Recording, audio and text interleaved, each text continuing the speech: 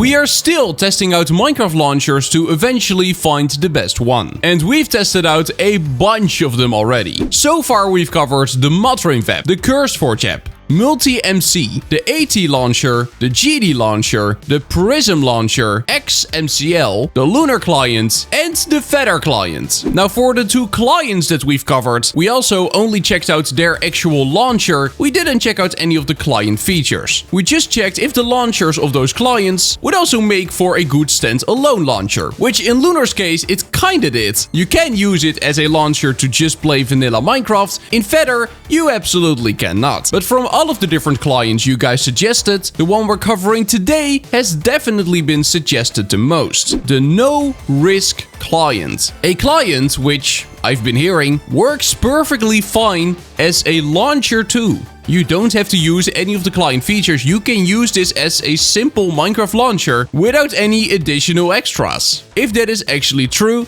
that would be really cool. So, we gotta test it. We gotta have a look at it and see what this launcher is all about. Also, before we start, do make sure to double check if you're actually subscribed to the channel. 80% of my daily viewers is not actually subscribed. Because the YouTube algorithm doesn't really focus on subscribers anymore, there's a big chance you might think you are subscribed, but you may in reality not actually be. So if you could just double check if you actually are, that would help me out so incredibly much.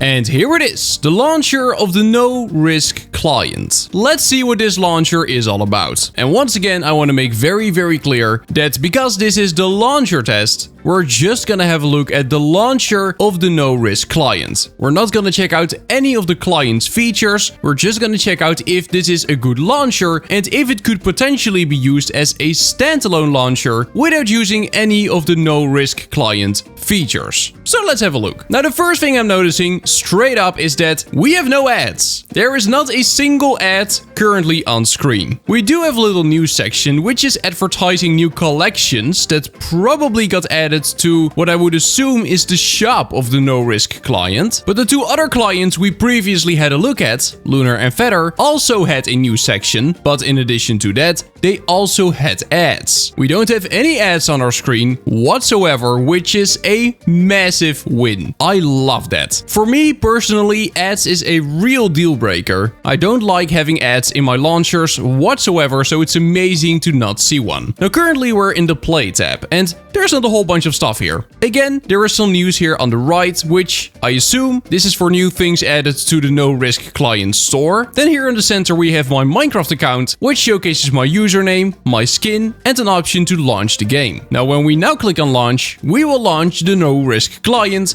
in version 1.21.5. Now I of course want to check out if we can also play vanilla Minecraft or just a regular installation of Fabric without any of the NoRisk Client features. So let's see if that is something which we can do. Beneath the Play tab, we got Profiles. And over here, we have a bunch of different profiles available. Now, the thing which is kind of strange about this is that all of these profiles are not profiles I actually have installed. These are suggestions. These are potential profiles I can install with a single click. We got a bunch of versions of the NoRisk Client. And then down here, we got a section called Server. And I believe these to be mod packs or NoRisk Client installations specifically aimed towards certain use cases. So this one, for example, is called Hypixel Skyblock. You can see that this installation comes with the Hypixel server pre-added, so that's something. And I'm pretty sure that when we click on launch game, yes, it will open a NoRisk Client installation with mods installed specifically aimed towards playing on the Hypixel server. Just mods that players regularly use on the Hypixel server, that is what this profile includes. Now something which is a bit sad is that I'm not able to delete any of these suggested profiles. Even if I don't want to use them, they are here to stay. We can, however, create a new profile. So when we click on create in the top right, we can choose a version of Minecraft, and it even supports snapshots, so that's really cool. After that, we can choose what type of installation we want. So are we gonna play vanilla Minecraft or use either the Fabric, Forge, NeoForge or Quilt mod loaders. In my case, I'm gonna go for fabric. And then here we can choose our RAM. And after that, if we want a NoRisk Client pack installed. So by default, it will have NoRisk Production selected. You can see there's also a Hypixel Skyblock pack. There's a Maze Runner pack. There's a NoRisk Dev pack, a Bug Hunter pack. And this is actually a pretty cool feature. So instead of just having one version of the client, you can choose your own client pack that fits whatever use case you need. It is pretty cool. But in my case, the coolest thing is this option all the way at the top. We can choose to not use any of NoRisk Client's features, which is amazing. So let's create the profile and there we go. It appears all the way at the bottom, a brand new Fabric installation.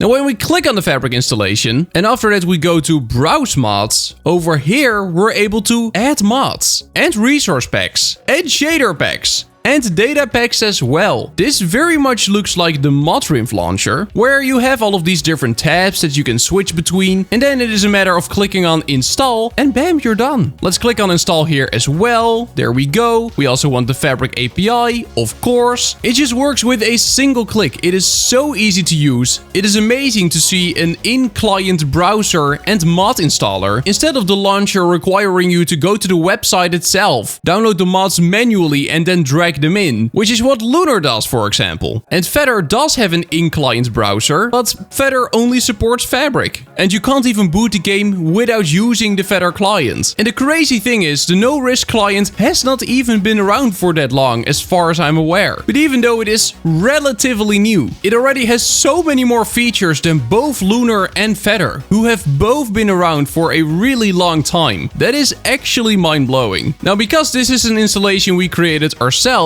when we right click we can actually delete it. So we can delete our own custom profiles. We can just not delete these pre-made ones, which in any of these cases is not even installed. I would love to see that as a feature, just a bit more customization. Now the next step here on the left is the mods tab. And over here we're able to install mod packs and mods and resource packs and shader packs and data packs. And this is also amazing to see. So usually with client launchers, you don't have a mod pack section like this, because the whole launcher is basically built around launching the client. That's not the case here. I can just look up Performium, click on install, and there we go. We now got a version of Performium here, 1.21.7, look at that. And this Performium mod pack doesn't have any of NoRisk Client's features included. It is just bare bones Performium. Now I believe if we go to the settings, we are actually able to add a client pack if we want. So over here you can see NoRisk Client pack. Currently there's none, because it is none by default. If we would want to add any of these, we can, but we don't have to. And that is the most amazing thing. We don't have to. It is completely optional, which is amazing. And in the mods tab, I don't really know how mods installation works, because unlike mod packs, we need to actually select a profile before we can install a mod. Like, we can't install a mod without selecting a profile we want to install the mod on, so I'm curious how that's gonna work. Okay, well, there we go. It simply allows you to select a profile, that's it. So I just clicked on the Fabric API, and it shows you a whole list with different profiles you can install it on, and you can even see if it is already installed, and even uninstall it if you want. But that is so awesome. So if there is a certain mod that you really like, for example in my case I love 3D skin layers, what I can do is I can click on install, and after that I can make sure it is installed on every single one of my installations. I can just go over them, install it on each of them, so that no matter what installation I play, this mod will always be added to it. That is actually a great quality of life feature. Same thing goes for resource packs, by the way. Really cool stuff, we love to see it. Now next, we got the skins section. And let's see what's going on over here. So I assume this just allows me to change my skin. Let's click on add skin, there we go. I can choose between either the classic or the slim variant. And then we can copy a skin by either pasting a name, UUID, or download it from a URL. Or we can just upload a file. Well, if you remember from the previous episodes, I actually tried to paste in a grilled cheese skin from a URL. And the Feather client was like, nah mate, that is not a correct skin URL. even though it was. It is the same skin URL you can use all across the board. Also, for example, with skin plugins. So, I'm just gonna try it once more. Please give me the grilled cheese skin. I want it. There we go. It works perfectly fine. Feather, you really have no excuse to not accept my grilled cheese. Look at that. It works perfectly fine on NoRisk. That's great. So now we can just click on it and there we go. My skin has now been changed. I guess we're grilled cheese now. Now, unfortunately, I don't see a way to change my cape. So that is kind of unfortunate, but hopefully we can still figure out a way to do that later down the line. So the next step here is, oh, there we go. The next step is capes. And we... Wait, what? Ah, yes, of course. So instead of it allowing me to select a vanilla Minecraft cape, it allows me to select a custom cape, which I assume will then be shown when using the NoRisk client. And everyone else who's also using the NoRisk client can see the custom cape as well. That is interesting. I don't know if this would look good though. Like, Minecraft is a very pixelated game, and these are not pixelated images whatsoever. They are very detailed, and I feel like it might look very, very off in game, but at least having the feature is pretty cool. We can equip cats. There we go. Has it been equipped? I think so. My capes. You can even upload one of your own. That's pretty cool. So you can simply select an image and then create your own cape, which you can then use if you're playing with the NoRisk client. That's pretty cool stuff. I do have to say, I am kind of disappointed I'm not able to change my vanilla Minecraft cape, because if I were to not use the NoRisk client, but only the launcher, then I wouldn't see these capes anyway. So it would be kind of great to see that added as a feature, but maybe it's already here. Maybe we still need to discover it. Though I feel like a vanilla skin change would probably be in the skins section of the launcher, which, well, it's not here. Maybe that's something for the future though. Who knows? Now, last but not least, here at the bottom, we got settings. And here we just have a bunch of general launcher settings. So we can enable auto updates. We can change the Discord presence, if data updates are enabled, yes or no. We can make it so a logs window opens as soon as we launch the game. I would personally absolutely disable this, but if you're, for example, having trouble with a certain mod pack, then it could be very useful. Then we can choose if the launcher should be hidden as soon as we start the game, and then also limit the amount of downloads and operations. So that's good if, for example, your internet is not the best. Now we also have an appearance section here, and it allows us to completely change the color of the entire launcher. That looks so good. Wow, I absolutely love that. Look at all of these different colors that we can choose from. And you can even choose a custom color if that is something you want to do. So you can enter pretty much whatever hex code you want here, and then use that color for your launcher, which means you can completely customize it. That is so unbelievably cool. I absolutely love it. This is way more customization than the vast majority of Minecraft clients and launchers provide. That is really, really cool. Now we're also able to change the border radius, which I have no clue what that does. Oh, would you look at that? We can even change the roundness of the launcher. So we can have all of these buttons be completely squared. But if we drag this all the way to the right, then all of these buttons will be circles. Man, I love so much how you can just do that. They really allow you to customize anything. And then down here, we can even change the visual quality. So it is on high currently, but if you have a lower NPC, you might want to set it to low, for example. We can enable or disable animated background effects. So I would say let's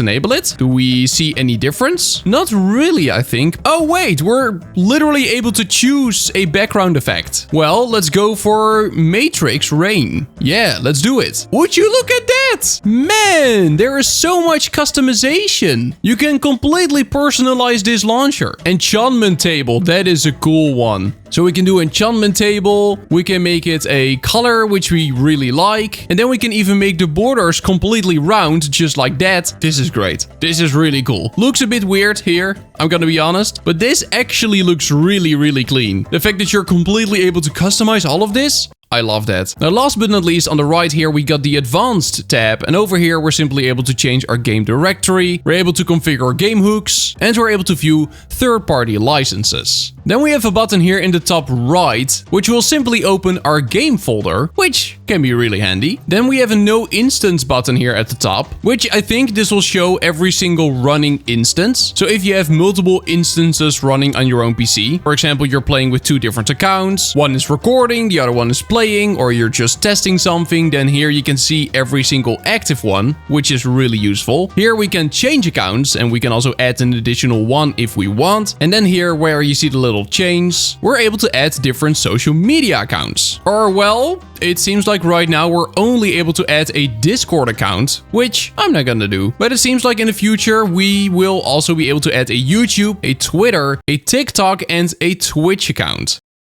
I do have to say, I am really impressed by this launcher. I did not expect it to be as good as it turns out to be. And I just caught myself calling it a launcher, even though it is a Minecraft client at heart. Like, it is the NoRisk Client. And we just checked out the launcher of that. But the reality is, you could use this client's launcher as a standalone launcher very easily. Like, it is ticking close to every single box. The only thing which it does not allow us to do, which is kind of an essential feature for a launcher, is allowing you to change your Minecraft vanilla cape. Other than that, it allows you to change your skin. It allows you to easily install a mod loader, like Fabric, Forge, Neoforge, or Quilt. You can install mods and shader packs and resource packs and data packs, even mod packs, all through the launcher. No manual downloads required whatsoever, and all of that stuff you can do without using any of the NoRisk Client features. In other words, this makes for a perfectly fine standalone launcher that you can use even if you're not really into the whole client part, which is incredible. And the customization in terms of appearance is top notch, better than even most launchers we've seen, which is crazy. So again, I'm actually surprised by how good this client's launcher is, and it can easily compete in the final episode of the launcher test to potentially be crowned as the best launcher, because it is really good and it works perfectly fine standalone, which is what we love to see. Now, if there is another launcher you would like me to check out in next episode, do let me know in the comments down below. And with that being said, that is gonna be it for today. Do make sure to subscribe to my channel, join my Discord. Thank you so much, channel members, and then I'll see you in the next one. Bye bye, see you later, bye bye!